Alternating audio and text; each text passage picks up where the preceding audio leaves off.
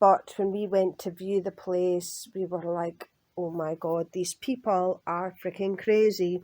Here's the thing, right? Most of the area we live in, you do get planes going overhead.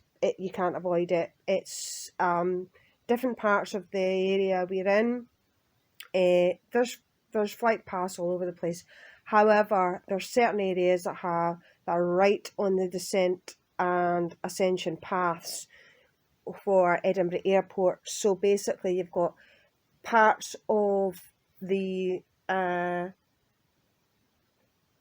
district we're in that villages and towns are closer to that path of this descension and ascension part of Edinburgh Airport. Where we lived before, where we were in the house for over a decade, the planes were coming and going. So even when planes were coming overhead, they were further away and higher up, if that makes sense. So you heard planes, but they weren't like right over the top of the house, shattering your windows, if you like.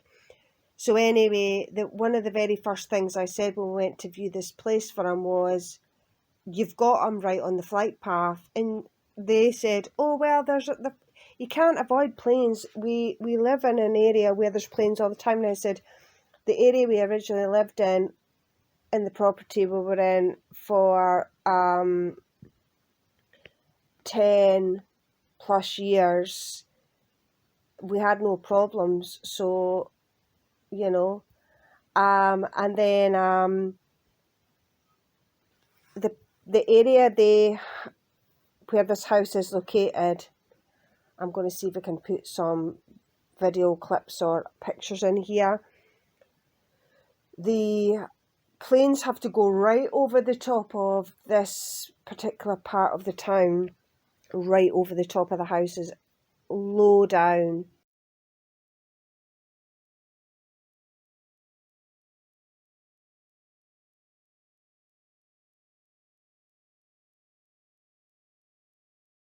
Really low down. When they're landing, obviously they've got they're sort of putting they're trying to slow down the plane so you can hear everything. It's really loud, and they're going as they're coming over the top of where my son lives.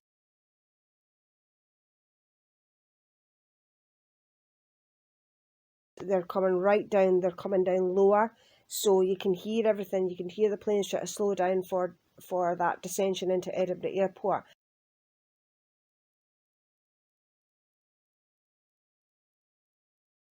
And then on the other side, you've got planes taking off, and some of the planes are taking off and they're coming over the top of that part too, but slightly over a bit, if you like, which means that both taking off and landing, you've got planes really, really low down. Then right on the back of that, 3 houses along from my son in the left-hand side, right on a corner, there's a fully functioning industrial estate where they have got cars and lorries and vans and forklift trucks going. And then they've also got one thing that my son doesn't like, which is my son has an issue because of his sensory needs, his hyperacusis and his eustachian tube dysfunction, where he doesn't like any like alarms or reverse beeps or anything like that. So what's the one thing that is going on in that industrial yard right behind my son's house, a couple of doors along? They've got forklifts they have got their alert reverse sounds on all the time. So when they're going about doing their business, you hear those reverse alert sounds going off all the time. So you've got that in conjunction with the airport, in conjunction with the property not suiting his needs. So who the heck looked at my son's documentation and went, that's a perfect fit. He's got sensory needs, he's got sensory sensitivities, he's got hyperacusis, he's got eustachian tube dysfunction, and one of the sounds he doesn't like is alarms and beeping and that kind of a thing. Who looked at that and went, that's a perfect fit? I mean, it just is beggars belief. It really is. Like, absolutely unbelievable.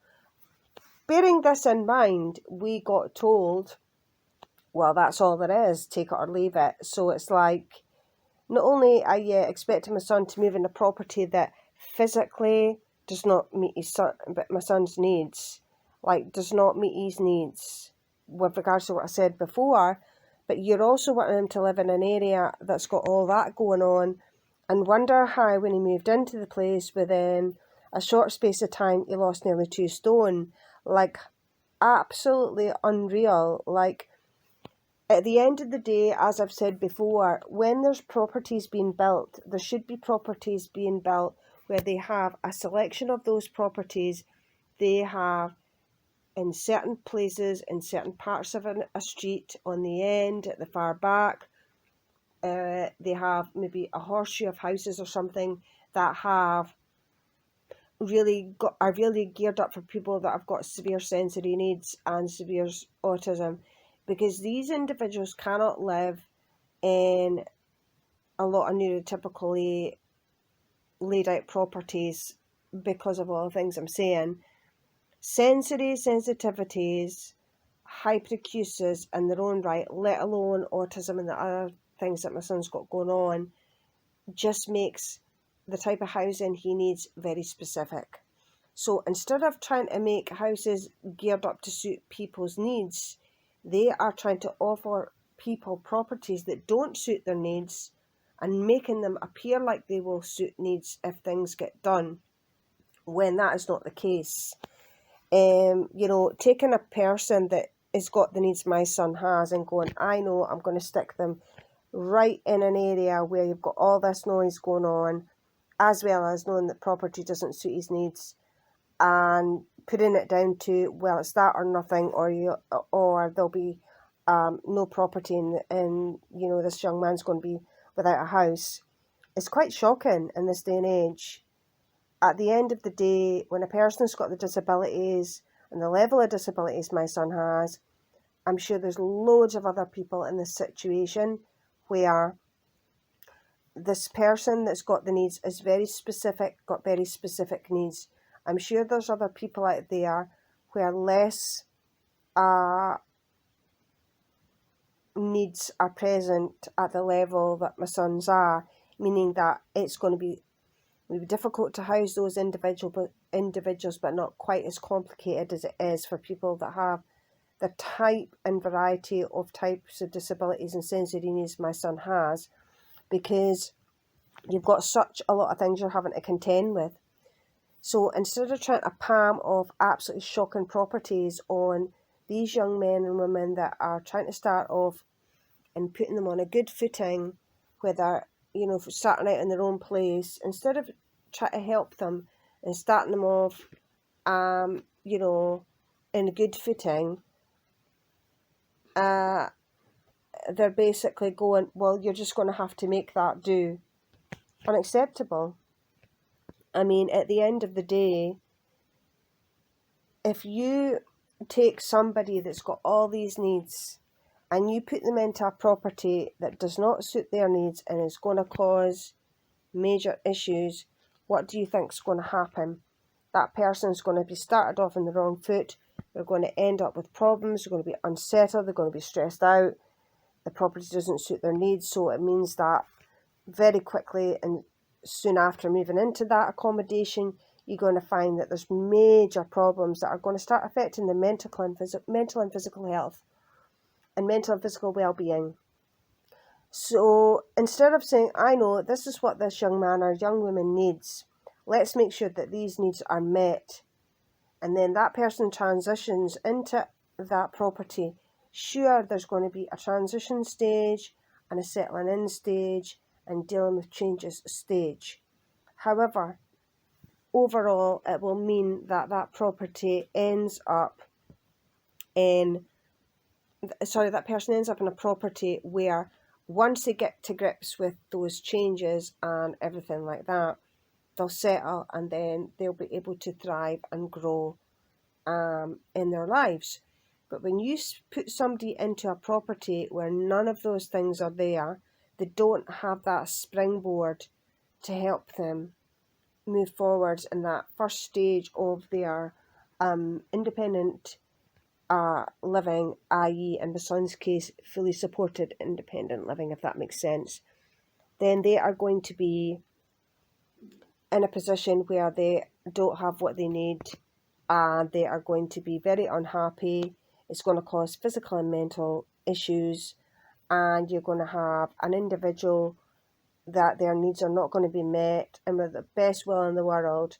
In my son's case, for example, where the personal support workers are fantastic, amazing at what they do, and amazing in supporting my son's needs, their hands are also tied because they're trying to do what's best for him and make him happy and, help him to thrive and grow and blossom. And it's constantly been hampered and held back by the fact that he's not in a property that meets his needs, and there's no getting away from that. So we're having to fight the system to ensure that my son is eventually rehoused and housed, this time in a property where when he moves into it, that's it, forever home. Something that he can put some roots down under and be happy, and not have to be contending day to day trying to deal with an environment that is not meeting his needs at all. It's just absolutely shocking. It's tiring and it's exhausting, but I will be keeping fighting for my son's rights until he gets what he should have gotten in the first place. It's just parents and carers and individuals with disabilities that can, voice their own opinions themselves, and in my son's case, that can voice their own opinions with support and help of the people around them. People need to be listened to. Individuals need to be listened to. Parents, carers, and all that need to be listened to. Professional people shouldn't be getting told, well, you're just going to have to make this work or else there's nothing. They should be working with these professionals, so when they put something forward, they have to look at that document and go, you know what, right, okay, we are really going to have to pull out all the stops here, even if it means building properties to suit these individuals' needs, because while this keeps happening, you're going to have people in society right now that are in accommodation that do not suit their needs, and they are unhappy because of it. They're miserable because of it. They are struggling because of it. So I think a lot needs to be done. I think that the housing side of things needs to be re-looked at and dissected, picked apart and re-put together, basically. Particularly where people were very vulnerable and specific disabilities are concerned, because it is a challenge at the minute to get housing to see anything past the end of their noses. Like, it shouldn't be.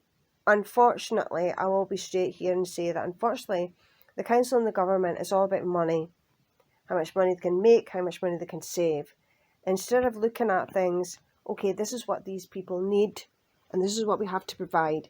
It's how much money can we save and how much money do we not have to spend. Well, if you had provided suitable housing in the first place, you wouldn't have hundreds of people wrongly housed or inappropriately housed right now that are now going to have to be rehomed, rehoused again because you've not given them what they needed in the first place. So I think that it is about time that people started listening when parents and carers and individuals with particular needs say, help me get on the first rung of the ladder here. Help me to move forwards in my life and get me on the right foot moving forwards. Help me help myself. Carers and parents saying, help me to help my son or daughter, my grandson, my granddaughter, my grandchild, my whomever, be able to get the place that they need and thrive and blossom when they are transitioned into that property. Because the system is currently failing these individuals right now. There's no doubt about that. And I think that instead of looking at how much can we save money-wise, how much can we avoid spending, what can we do to tweak it to go in our favour here? Start working with your constituents, the public, the people. Start looking at this as a, if these people get the proper accommodation and housing they need, the proper facilities they need, the proper environments they need, they will thrive and grow. Because currently that is not happening, and it is really starting to cause people harm. So I'm going to leave it here, because otherwise I'm going to end up getting quite agitated about the situation, because it's quite frustrating, as you can imagine. I'll leave it here just now, and yeah, I think things need to change, and they need to change the sooner the better.